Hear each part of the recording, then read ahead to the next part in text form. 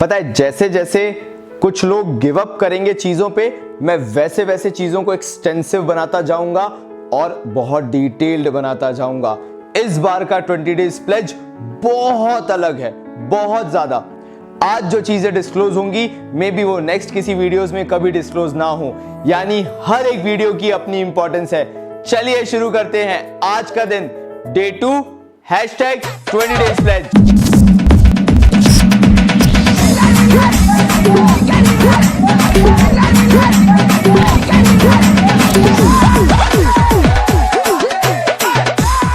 बाबा जी की बूटी शुरू करने से पहले बाबा जी का ज्ञान, ये जो केंद्र है, ये जो दिमाग है ना, ये चीजें निकालता है जब वो 1000 चीजें देखता है।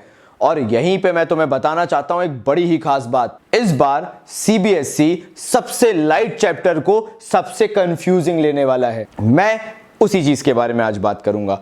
ये जो फालतू की बातें हैं ना कि सीबीएसई 5 मार्क्स आइडियाज के देगा, क्रिएटिविटी के देगा, ये बच्चों को तसल्ली देने के लिए होता है और कुछ नहीं होता। अल्टीमेटली तुम ये खुश हो जाओगे, साइकोलॉजिकली ये लगने लगेगा यार मैंने कुछ बहुत ही अलग किया होगा तभी मेरे मार्क्स इतने आए हैं, ये आए हैं। ये सिर्फ खेल है, कुछ ऐसा नहीं होने वाला। तरीके होते हैं बोलने के, करना अलग होता है, बोलना अलग होता है। तभी मैं ये आज जो चैप्टर कराऊंगा that is management, nature and significance. इसकी सिग्निफिकेंस बहुत ज्यादा है क्योंकि इसकी केस स्टडीज आती हैं कंफ्यूजिंग। सिलेक्टेड पढ़ेंगे, उतना पढ़ेंगे जितना केस स्टडीज पूछता है, उससे ज्यादा कुछ नहीं। चलिए बूटी #1 शुरू करते हैं।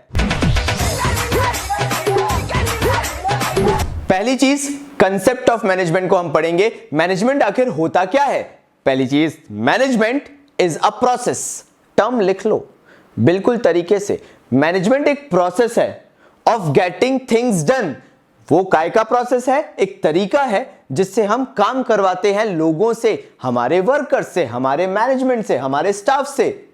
हाँ, कैसे कराते हैं? 2 तरीके से, इफेक्टिवली एंड एफिशिएंटली। अब इफेक्टिवली का मतलब होता है कि आप काम टाइम से करवा रहे हो, और एफिशिएंटली का मतलब होता है कि आप उसे मिनिमम कॉस्ट में करवा रहे हो।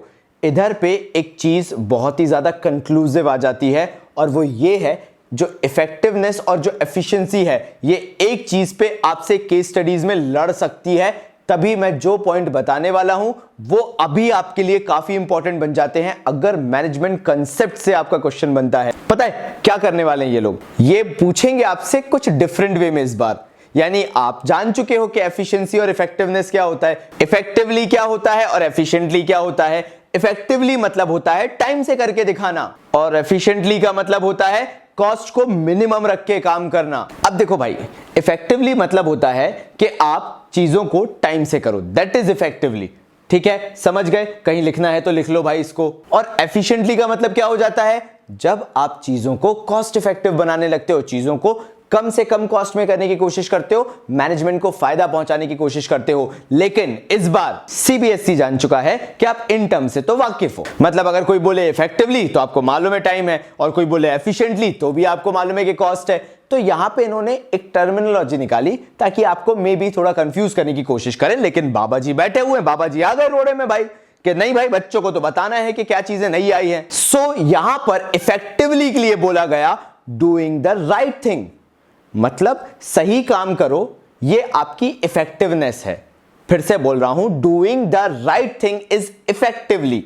यानी इफेक्टिवनेस अगर आप लेना चाहते हो या आपकी ऑर्गेनाइजेशन में आप देखना चाह रहे हो तो आपको सही चीजें करनी पड़ेंगी, तभी इफेक्टिवनेस दिखेगी।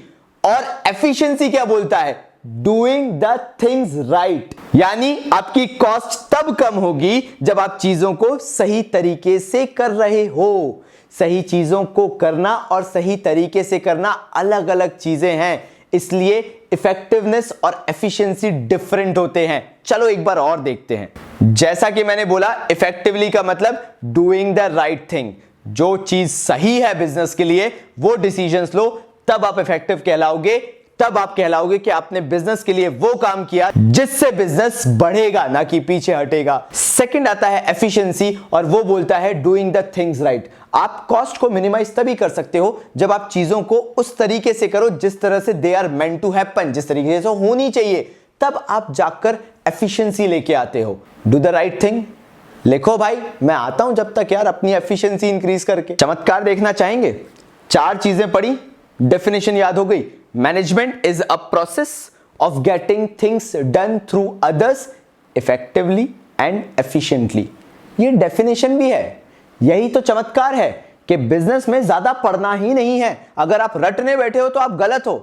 बाबा जी के साथ तभी मैं कह रहा हूं हर दिन बैठना इतना ही जरूरी है, क्योंकि मैं हर चैप्टर में बताऊंगा कितना अंदर तक घुसना है और कितना बाहर तैर के निकलना है। मिलते हैं बाबा जी की बूटी #2 में, वेट करिए।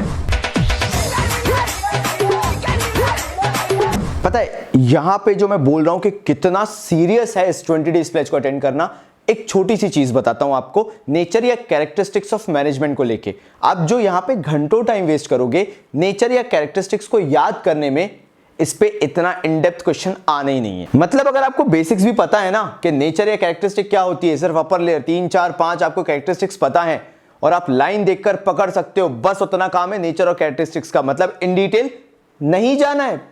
पता नहीं क्यों तुम लोग डिटेल में कर रहे थे। सो करोगे क्या? चलो मेरी बात सुनो जरा ध्यान से। यहां पर नेचर में 5 हमें बेसिक नेचर्स करने हैं जो कि कहीं ना कहीं से केस स्टडीज में फंसने ही फंसने हैं, गारंटेड। जैसे पहला, कंटिन्यूअस प्रोसेस। अगर आप किसी केस स्टडी में देखते हो कि कहीं ना कहीं उन्होंने planning, organising, staffing, directing, controlling सबको मिला के दे दिया है और एक कंटिन्यूअस फंक्शन जैसे बताया है, वहां पर वो मैनेजमेंट का फीचर पूछ रहे हैं, मैनेजमेंट का नेचर या कैरेक्टरिस्टिक पूछ रहे हैं, जिसमें आप बताओगे management is a continuous process.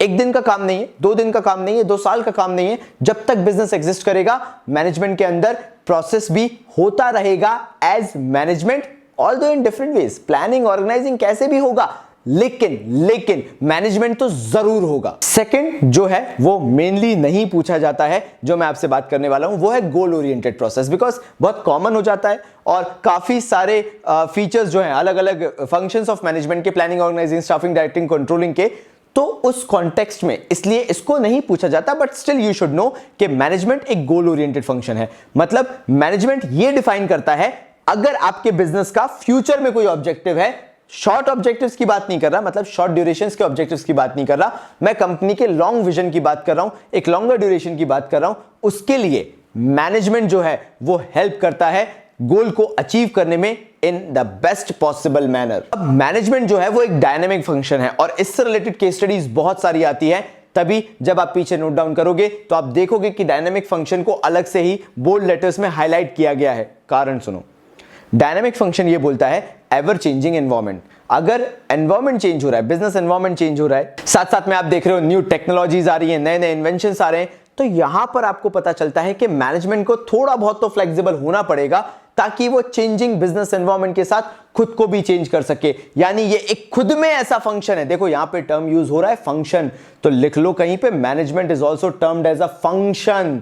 गलती मत कराना कि नहीं सर फंक्शंस ऑफ मैनेजमेंट होगा, functions of management planning, organising, staffing, directing, controlling होगा। नहीं, मैनेजमेंट खुद में अपने आप में एक फंक्शन है। Again case study material, you know that is the reason I am telling you के यार आपको जब मैं पढ़ाऊं तब पढ़ना जरूरी है। यहां पे आप पकड़ लिए कि भाई मैनेजमेंट खुद में एक फंक्शन है, एक डायनेमिक फंक्शन है। Management keeps on changing, not to a greater extent, but हां चेंज हो सकता है अगर ऐसा कुछ लगता है एनवायरनमेंट में जहां मैनेजमेंट को थोड़ा बहुत फ्लेक्सिबल होना जरूरी है।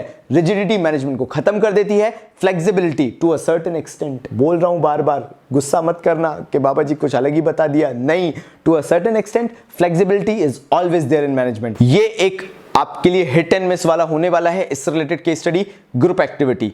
आपको ये कभी लगेगा यार कि ये हो सकता है टेलर का प्रिंसिपल है, कभी लगेगा कि हो सकता है कैरेक्टरिस्टिक ऑफ मैनेजमेंट है, यानी नेचर ऑफ मैनेजमेंट है, और वो है ग्रुप एक्टिविटी। कैसे? Management is an effort of so many people, not an individual। एक अकेला इंसान मैनेजमेंट नहीं कर सकता। मैनेजमेंट अपने नाम में ही प्लूरल है, यानी मैनेजमेंट ये बताता है it is for the people and by the people.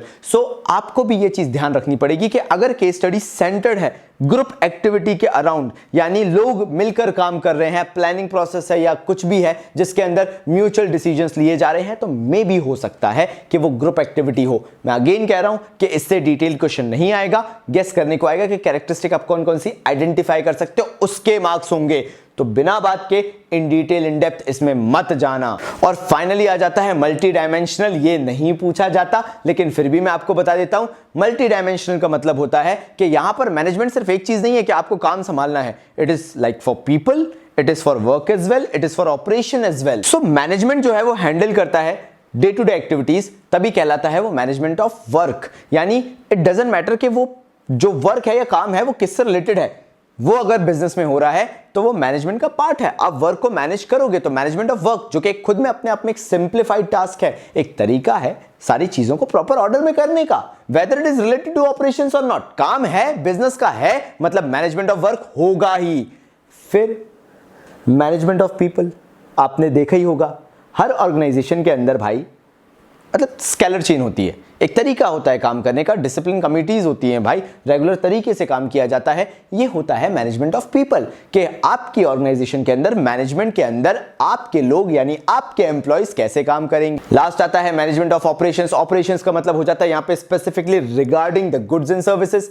कोशिश ये की जाती है कि जो भी मैनेजमेंट ऑफ ऑपरेशंस हो यानी जो भी चीजें गुड्स एंड सर्विसेज से रिलेटेड हो वो अप टू द मार्क हो। अब बाबा जी इसमें क्वेश्चन कैसा आएगा, इसमें क्वेश्चन अगर आएगा तो मल्टी डायमेंशन पे पूरा एक क्वेश्चन आएगा, अलग से ऑपरेशन, अलग से वर्क इन पे नहीं आएगा, अलग से पीपल पे इन पे नहीं आएगा। मल्टी डायमेंशन की केस स्टडी आ सकती है, वो आपको कैसे पता चलेगी, जब उन्होंने काम की, ऑपरेशंस की और एक आम इंसान की, तीनों की अलग अलग मैनेजमेंट की बात दे रखी हो। फिर से बोल देता हूं, बिल्कुल भी कंफ्यूज मत होना, जो मैं बोल रहा हूं वो सुनो ध्यान से। Management of work, management of people and management of operations. अगर इससे रिलेटेड तीन लोगों का मैनेजमेंट अलग अलग दिया हुआ है, दिख रहा है हाँ भाई काम भी मैनेज करना है बट ऑपरेशंस पे भी ध्यान देना है, लेकिन या जो स्टाफ है उस पे भी ध्यान देना है। अगर ऐसी केस स्टडी आपको कहीं दिखती है तो समझ जाओ कैरेक्टरिस्टिक मांग रहे हैं, मैनेजमेंट इज मल्टी डायमेंशन। यहां पे जो मैं बोल रहा हूं ना उसकी बहुत वैल्यू है। पढ़ाने का कुछ भी नहीं है, बताने का है सब कुछ। तभी हर रोज 10 बजे जब तक 20 डेज प्लेज चल रहा है तुम लोगों का होना यहां पे जरूरी है, क्योंकि ये इंटरेक्शन और ये फीलिंग तभी रहेगी जब तुम टाइम बाउंड हो, जब तुम जानते हो कि बाबा जी के सामने बैठना है। अभी भी जिसने अटेंडेंस नहीं लगाई है ना भाई, देखो अच्छा नहीं लगता। क्या है यार, लाइक करते चले जाओ, जल्दी से वीडियो पे दबाते चले जाओ भाई, फोड़ दो, आग लगा दो और जल्दी से जाकर कमेंट बॉक्स में अटेंडेंस लगाते चलो। आइए आगे बढ़ते हैं #booty3 पे। अगेन मैनेजमेंट की ऑब्जेक्टिविटी को लेके यानी ऑब्जेक्टिव्स ऑफ मैनेजमेंट को लेके तुम लोग कंफ्यूज हो गए यार। अगेन इसमें कितना पढ़ना है, क्या बाबा जी पूरा पढ़ डालें, एकदम घोट डालें? नहीं, मैंने वापस से बोलना है भाई तुम लोगों को कि ये जो चैप्टर है ना ये तुम्हारी मेहनत नहीं तुम्हारा दिमाग मांगता है। और ऑब्जेक्टिव्स ऑफ मैनेजमेंट बड़ा क्लियर है, 3 प्रकार के ऑब्जेक्टिव हैं, ऑर्गेनाइजेशनल हो गया, सोशल हो गया, पर्सनल हो गया। ऑर्गेनाइजेशनल मतलब एक ऑर्गेनाइजेशन क्या चाहती है, शुरुआत में जब बिजनेस स्टार्ट हुआ है तो सर्वाइव करना चाहती है, सर्वाइव कर ले तो बिजनेस थोड़ा थोड़ा ग्रो करना चाहती है, और जब ग्रोथ होने लगे तब बिजनेस प्रॉफिट का सोचती है। तो 3 ऑर्गेनाइजेशनल ऑब्जेक्टिव हो गए। अब यार मतलब ठीक है हो गया, सोशल ऑब्जेक्टिव क्या होगा, यहां पर हमारी जिम्मेदारी सोसाइटी के लिए क्या है। पहला तो ये हो गया क्वालिटी प्रोडक्ट दो, दूसरा ये हो गया भारत सरकार को टाइमली टैक्स पे कर दो, वैसे ही 3% जनता टैक्स भरती है। तीसरा ये हो गया कि एटलीस्ट आपकी डीलिंग्स फेयर हो, आप जिससे भी डील कर रहे हो। मतलब बात सिंपल सी है, किसी को चीट मत करो, जो भी डीलिंग्स है फेयर करो, टैक्सेस टाइम पे भरो, क्वालिटी प्रोडक्ट कंज्यूमर को दो, एक्सप्लॉयटेशन नहीं होना चाहिए मार्केट में, बेसिकली ये चीज। जब आखिरी की बात आती है कि सर ठीक है हो गया, मैनेजमेंट का पर्सनल ऑब्जेक्टिव क्या है, मतलब पर्सनली मैनेजमेंट क्या सोचता है, इंडिविजुअली क्या सोचता है, तो यहां पर सबसे बेसिक चीज जो होती है एक आम इंसान के लिए वो ये है कि अगर वो एक ऑर्गेनाइजेशन के अंदर है तो आप उसको फेयर रेम्यूनरेशन दे, बीइंग मैनेजमेंट। दूसरा होता है कि एटलीस्ट उसके पास जॉब सिक्योरिटी हो, वो काम कर रहा है, एटलीस्ट रीजनेबल जॉब सिक्योरिटी हो कि वो कुछ टाइम के लिए तो सिक्योर्ड है अपनी जॉब में। और फाइनली उसको एक ऐसा वर्किंग एनवायरनमेंट दीजिए, जैसे बोलते हैं कंजीनियल वर्किंग एनवायरनमेंट, जहां पे वो खुश फील करे, ऑरा उसको अच्छा लगे, काम करने में मजा आए। बाबा जी बस इतना ही यही करना है क्या इसके अंदर? जी भाई, इसके अंदर अगर आप इतना भी कर लेंगे तो आप केस स्टडी पकड़ लेंगे। जितना मैंने अभी लिखा हुआ है ना, मैं जा रहा हूं आपके लिए ही, आप बोर्ड पे देखो और उतना उतार लो, और ऑब्जेक्टिव्स के अंदर से कुछ नहीं आना, जो मैंने लिखा है वो पकड़ना आना चाहिए आपको। केस स्टडीज में नहीं होती ना क्रैक, हम मिलके करेंगे। पहले तैयारी तो कर लें, जंग से पहले हथियार तैयार होंगे तभी तो जंग जीती जाएगी। करिए जरा तैयार।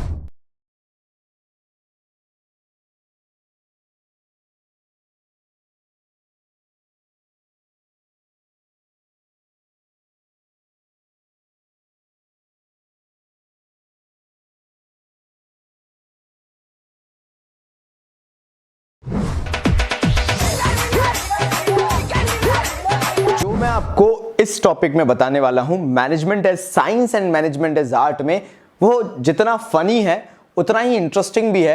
और हाँ, इससे related may be case studies ना आए, लेकिन इनडायरेक्ट क्वेश्चन जरूर आएगा। तो पहले तो management as an art, to be very honest, अगर आपसे पूछा जाए मैनेजमेंट एज एन आर्ट, यहां मैं बोल रहा हूं लिख कर आना, yes it's an art, because theoretical knowledge भी है, साथ साथ में अपनी खुद की क्रिएटिविटी और पर्सनल स्किल्स भी लगते हैं। मतलब आपके पास यहां पे अपनी एक थ्योरेटिकल नॉलेज होना जरूरी है कि हाउ मैनेजमेंट वर्क्स, जो प्रिंसिपल्स हैं, जो थॉट्स हैं, ये सारी चीजें आपको पता होना जरूरी है। और फिर आपने देखा होगा सबका तरीका अलग है। अब जाइए भाई, मेरा तरीका अलग है, मैं चीजों को सिंप्लीफाई करना पसंद करता हूं। कुछ लोग वैसे ही कॉम्प्लिकेटेड करके रखते हैं, मतलब उनसे बात कर लो तुम्हारे ही मुंह सड़ जाए, मतलब ऐसा मुंह बना के घूमते। तो यहां पे क्या है, मैनेजमेंट जो है वो अपना एसेंस लिए घूमता है। कई स्कूल्स में आपने देखा होगा जिसमें आप पढ़ते हैं, मे बी कुछ टीचर्स होते हैं जो बहुत ही हैपनिंग होते हैं, आपका इंटरेक्शन बहुत क्लोज हो जाता है। और कुछ होते हैं शक्ल से देख के कि भाई तुम कौन सी चीज से इतना बुरा माने बैठे हो। ये चीजें होती हैं मैनेजमेंट के अंदर, and that is the reason management is known as art. बोला जाता है you can win a war through your mind, you don't need a weapon, this is your weapon. क्यों? क्योंकि मैनेजमेंट आर्ट है, आप जानते हो लोगों को कंट्रोल कैसे कर सकते हो mentally, emotionally. So yes, management is an art, theoretical knowledge है, प्रैक्टिकल एप्लीकेशन है, साथ साथ में क्रिएटिविटी भी है, और आप अपना एक पर्सनल टच भी देते हो। सब जगह पे अलग अलग तरीके का मैनेजमेंट देखने को मिलेगा, इसलिए कभी भी मैनेजमेंट आपको एक जैसा हर जगह नहीं मिलता। दिक्कत यहां से चालू होती है कि मैनेजमेंट साइंस है भी या नहीं है। मुझे तो नहीं लगता। जैसे पहला आ गया सिस्टमेटाइज्ड बॉडी ऑफ नॉलेज। हाँ, मैनेजमेंट एक सिस्टमैटिक बॉडी ऑफ नॉलेज है, लेकिन जब मैं बात करूं इन डिटेलिंग में, चलो लिखो इस चीज को जरा, मैं बोल रहा हूं cause and effect relationship. Management में जो कॉज एंड इफेक्ट रिलेशनशिप होता है वो उतना एक्यूरेट तो हो ही नहीं सकता जितना के साइंस में है। मम्मी ने चप्पल मारी, तुम सुधर गए क्या? वो भी तो मैनेजमेंट का ही है ना भाई। बताओ मेरे को, सिंपली बताओ, मम्मी ने चप्पल मारी, तुम सुधरे या नहीं सुधरे? नहीं सुधरे, खत्म। आप नहीं जानते कि मैनेजमेंट लगाने के बाद भी आपका एंड रिजल्ट क्या होगा। मे बी वो फेवर में भी जा सकता है, मे बी अगेंस्ट भी जा। तो आप उस चीज की चिंता मत करो। यहां पे आपके दिमाग में होना क्या चाहिए कि हाँ, मैनेजमेंट में वो एसेंस तो दिखता है, yes it is a systematized body of knowledge. Organization के अंदर घुस के देखो कितना क्लीन एनवायरनमेंट मिलेगा, कितना ही मतलब सोफिस्टिकेटेड डिसिप्लिन्ड एनवायरनमेंट मिलेगा, लेकिन क्या उससे एंड रिजल्ट निकलेगा जो चाह रहे हो 100%? नहीं। That is the problem. अब science is based on experimentation. आप जानते हो, आप एक्सपेरिमेंटेशंस करोगे, आपके कुछ रिजल्ट्स निकलेंगे, आप जिस डायरेक्शन में करोगे उस डायरेक्शन में रिजल्ट्स निकलेंगे। या हम होते हैं उल्टी खोपड़ी, हमें मारोगे हम उल्टा ही करके दिखाएंगे, हमारे साथ उल्टा चलता है। सो अगेन, मैनेजमेंट की बात करूं, बिजनेस की बात करूं, आप नहीं सोच सकते कि आपका क्या एक्शन क्या रिएक्शन लेके आएगा वर्कर्स पे, लेबर्स पे, मैनेजर्स पे, मैनेजमेंट पे। एग्जाम्पल लिया जाए, दो तरह के मोटिवेशन होते हैं, पॉजिटिव और नेगेटिव मोटिवेशंस। अगर आपने पढ़ रखा है 12th तो आपको मालूम होगा there are positive motivators, there are negative motivators. Positive का मतलब होता है प्रमोशन कर दो, नेगेटिव का मतलब होता है डिमोशन कर दो, जॉब से निकाल दो, मतलब there are so many ways. यहां पर हम एक्सपेरिमेंटेशन मैनेजमेंट में डिफरेंटली लेते हैं, मतलब करके दिखाओ, कुछ नया करके दिखाओ, देखते हैं उससे कुछ तो निकलेगा, रिजल्ट कुछ तो आएगा, मतलब पकड़ के धो दो उसको, मतलब खत्म कर दो उसको, देखते हैं कुछ तो करेगा। ये मैनेजमेंट है। साइंस ऐसा नहीं है। साइंस के अंदर कंक्लूसिव रिजल्ट्स होते हैं, कंक्लूडिंग रिजल्ट्स होते हैं, चीजें सही से देखी जाती हैं, हवाबाजी नहीं चलती जैसा मैनेजमेंट में होता है। You can not get specific results in management, as simple as that. Finally आता है यूनिवर्सल वैलिडिटी। हम जैसे लोगों के कल्चरल डिफरेंस ही मिल जाएंगे आपको अराउंड द ग्लोब। तो आपको क्या लगता है कि मैनेजमेंट की यूनिवर्सल वैलिडिटी है टू अ सर्टेन एक्सटेंट? हाँ, उससे आगे ना। अब बोलोगे बाबा जी गलत बोल रहे हो आप यार। मेरी बात सुनो, मैनेजमेंट हर जगह पे अलग होता है। अगर मैं बात करूं कंपनी टू कंपनी, आप तो नेशन टू नेशन छोड़ ही दो, कंपनी टू कंपनी मैनेजमेंट बहुत एक्सटेंट तक डिफर कर जाता है। Yes, management is universally validated, लेकिन क्या वो साइंस जैसा एग्जैक्ट हर जगह पे है? नहीं। यहीं पे मैनेजमेंट डिफरेंट हो जाता है, यहीं पे मैनेजमेंट चेंज हो जाता है। तो yes, there is universal validity, but again it's different at all the levels, believe me. बहुत बोल लिया। तो फाइनली मैनेजमेंट है क्या? It is a mix, it is a mix of science as well as art. But कोई आपसे पूछे कि मैनेजमेंट मेजॉरिटी बेसिस पे क्या है, so it's an art. It's an art of getting things done through others. It is not more of science. Management की तो आज तक फील्ड भी डिसाइड नहीं हुई है। अब मुझे एमबीए का रोना मत रोना, these are not the fields जो एग्जैक्टली एक को मैनेजर बनाती हैं। मैनेजर बनता है अपनी क्वालिटी से, लीडर बनता है अपनी क्वालिटी से, अपनी पर्सनैलिटी से, अपने चार्म से, अपने करिश्मा से। ऐसे ही मैनेजर नहीं बनता है कि उसके पास डिग्री है बस। So this is how management is, it is close to art but have some elements of science as well.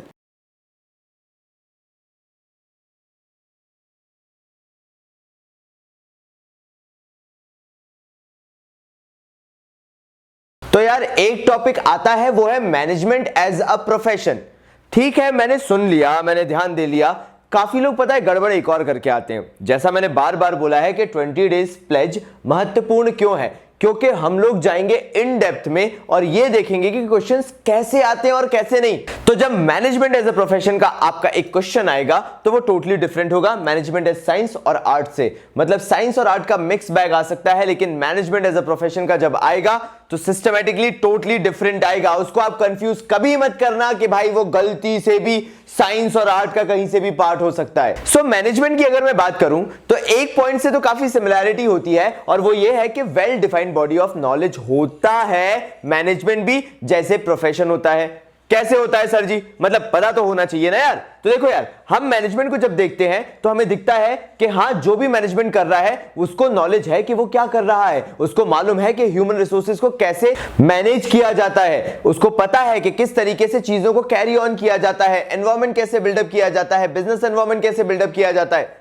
मतलब क्या हुआ कि हाँ, प्रोफेशन के अंदर भी एक सिस्टमेटाइज्ड बॉडी ऑफ नॉलेज होती है, तो यहां पर भी सिस्टमेटाइज्ड बॉडी ऑफ नॉलेज आपको मिलती है मैनेजमेंट के अंदर in the form of a manager who is experienced enough to handle the thing. लेकिन यहां पे दो पॉइंट आते हैं, एक आता है रिस्ट्रिक्टेड एंट्री और एथिकल कोड ऑफ कंडक्ट। ये दोनों चीजें जो है ये मैनेजमेंट में मिसिंग है। हाँ ठीक है, मैं समझता हूं कि रिस्ट्रिक्टेड एंट्री वाली जब बात आती है तो यार हर कोई मैनेजर नहीं हो सकता, हर कोई लीडर नहीं हो सकता, हर कोई नेता नहीं बन सकता। लेकिन एक चीज तो सोच के देखो कि रिस्ट्रिक्टेड एंट्री का मतलब होता है आप बिना डिग्री के उधर पे एंटर नहीं हो सकते, बट मैनेजमेंट में तो कोई डिग्री नहीं होती। अरे यार बाबा जी यार, नहीं यार एमबीए तो होती है। नहीं यार, एमबीए स्पेसिफिकली मैनेजर बनने के लिए नहीं होती है, एमबीए मास्टर्स डिग्री होती है आपकी। तो आप उसको ये नहीं बोल सकते कि वो बीइंग अ मैनेजर है उसके लिए है, नहीं।